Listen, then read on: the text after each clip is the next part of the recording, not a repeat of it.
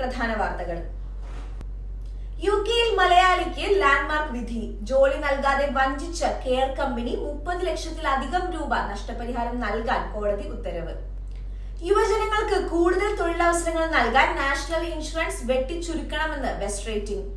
തൊഴിലില്ലായ്മ പരിഹരിക്കാൻ മുൻ M&S മേധാവിയെ നിയോഗിച്ച് സർക്കാർ. ലോർഡ് മണ്ടൻസനുമായി ബന്ധപ്പെട്ട രേഖകളുടെ രണ്ടാമത്തെ ഭാഗം തിങ്കളാഴ്ച പ്രസിദ്ധീകരിക്കും.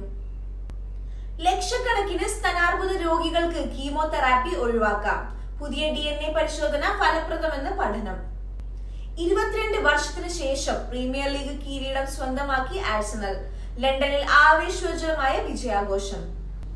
ബ്രിട്ടീഷ് വിദേശകാര്യമന്ത്രി യെവറ്റ് കൂപ്പർ ഈ ആഴ്ച ചൈനയും ഇന്ത്യയും സന്ദർശിക്കും. UK മണ്ണിൽ ചരിത്ര നിമിഷം.